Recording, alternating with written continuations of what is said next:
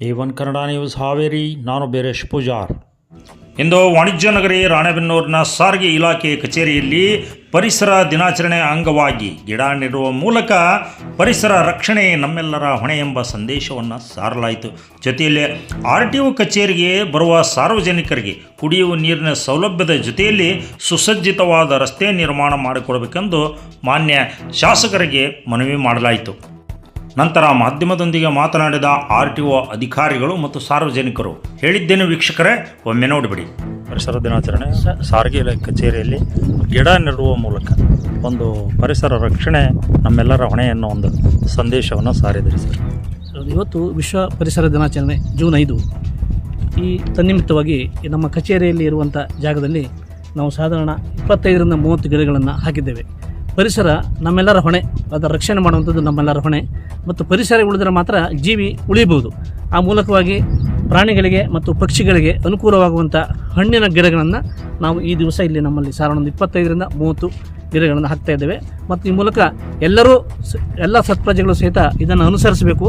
ಪರಿಸರವನ್ನು ರಕ್ಷಣೆ ಮಾಡಿ ಮುಂದಿನ ಪ್ರಪಂಚ ಉಳಿಕೆಗೆ ನಾವು ನಮ್ಮದೇ ಆದಂಥ ಕಾಣಿಕೆಯನ್ನು ಕೊಡಬೇಕಂತೇಳಿ ನಾನು ಕೇಳ್ಕೊಳ್ತೇನೆ. ಮರಗಳನ್ನು ನೆಡೋದ್ರಿಂದ ವಾಯು ಮಾಲಿನ್ಯ ಹತೋಟಿಗೆ ಬರುತ್ತೆ ಸರ್.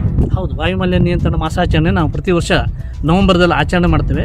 ತನ್ನಿಂತ ಈಗಲೂ ಸಹಿತ ನಾವು ಗಿಡವನ್ನು ನೆಡ್ತಾ ಇದ್ದೇವೆ. ಮತ್ತು ಪ್ರತಿನಿತ್ಯ ನಮ್ಮಲ್ಲಿ ಸಿಬ್ಬಂದಿಗಳು ಸಹಿತ ಇದರ ಬಗ್ಗೆ ಮುತುವರ್ಜಿಯನ್ನು ವಹಿಸಿ ಈ ವಾಯುಮಾಲಿನ್ಯದ ಮೂಲಕ ಆಗುವಂಥ ಈ ವಾಹನದಿಂದ ಉಂಟಾಗುವ ವಾಯುಮಾಲಿನ್ಯ ನಿಯಂತ್ರಿಸಲು ಗಿಡಗಳಿಂದ ನಾವು ಕಾಣಿಕೆಯನ್ನು ನೀಡಬೇಕು ಅಂತೇಳಿ ಇದನ್ನು ನಾವು ಬೆಳೆಸ್ತೇವೆ.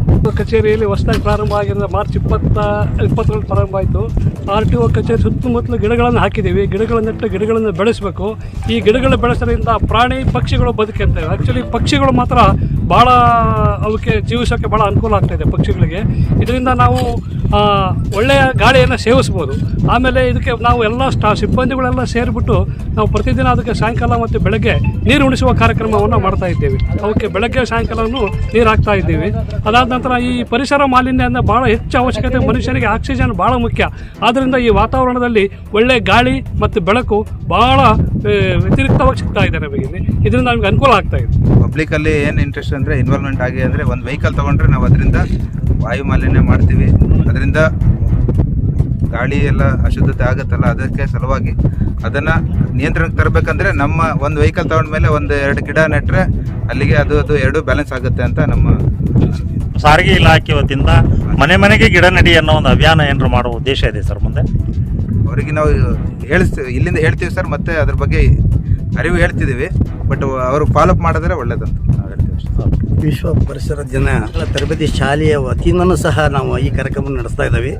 ಪ್ರತಿಯೊಬ್ಬ ತರಬೇತಿ ಶಾಲೆಗೆ ಬಂದಂಥ ವ್ಯಕ್ತಿಗೆ ನಾವು ಒಂದು ಗಿಡವನ್ನು ಕೊಟ್ಟು ಅವನ ಯಾವ ರೀತಿ ಮಗುವನ್ನು ನಾವು ಸಾಕಿ ಸಲಹೆ ಮಾಡ್ತೇವಲ್ಲ ಆ ರೀತಿ ಮಾಡಲಿಕ್ಕೆ ಒಂದು ಗಿಡವನ್ನು ಕೊಡ್ತಾ ಇದ್ದೀವಿ. ಸುಮಾರು 1000 ಗಿಡಗಳನ್ನು ನಾವು ಆಲ್ರೆಡಿ ಹಚ್ತಾ ಇದ್ದೀವಿ. ಇದು ಅದ್ರ ಮೂಲಕ ಅಂದರೆ ಈಗ ಹಳ್ಳಿ ಗಿಡ ಮತ್ತು ಬೇವಿನ ಗಿಡ, ಯಾಕೆಂದರೆ ಆಕ್ಸಿಜನ್ ಕೊಡೋದು 24 ತಾಸು ಹಳ್ಳಿ ಮರಗಳು ಮತ್ತು 22 ತಾಸು ಕೊಡ್ತಕ್ಕಂಥ ಬೇವಿನ ಗಿಡಗಳನ್ನು ನಾವು ಕೊಡ್ತಾ ಇದ್ದೀವಿ. ಮತ್ತು ಈ ಸಹಾಯಕ ಪ್ರಾದೇಶಿಕ ಆರೋಗ್ಯ ಅಧಿಕಾರಿ ಕಚೇರಿಯಲ್ಲಿ ಸುಮಾರು 4 ಎಕರೆ ಒಳಗೆ ಸುಮಾರು ಒಂದು 30ರಿಂದ 40 ಗಿಡಗಳನ್ನು ಹಚ್ತಾ ಇದ್ದಾರೆ.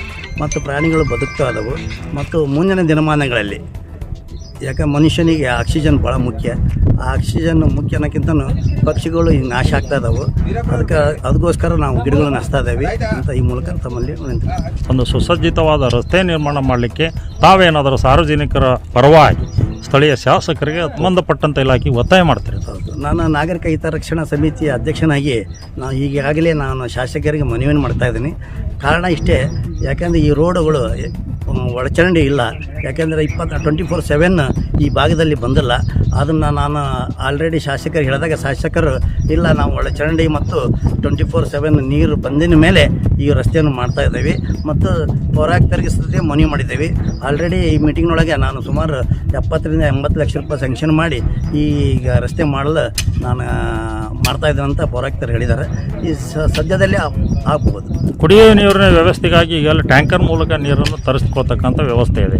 ಶಾಶ್ವತವಾದ ಪರಿಹಾರಕ್ಕೆ ಏನಾರು ಒತ್ತಾಯ ಮಾಡ್ತೀವಿ ಮುಂದಿನ ದಿನಮಾನಗಳಲ್ಲಿ. ಯಾಕಂದರೆ ನಮ್ಮಲ್ಲಿ ಈ ಕಚೇರಿಯಲ್ಲಿ 2-3 ಬೋರ್ಗಳಿಂದ, ಯಾಕಂದರೆ ಇಲ್ಲಿ ನೀರಿನ ಆಳ ಭಾಳ ಕಡಿಮೆ ಇರೋದರಿಂದ ಎಷ್ಟೋ ಸುಮಾರು 700-800 ಅಡಿಗಳಷ್ಟು ಹೊಡೆಸಿದರೂ ಸಹ ಇಲ್ಲಿ ನೀರು ಬಿಡ್ತಾ ಇಲ್ಲ. ಕಾರಣ ಇಷ್ಟೇ, ಜಲ ಭಾಳ ಬತ್ತಿದೆ ಇಲ್ಲಿ.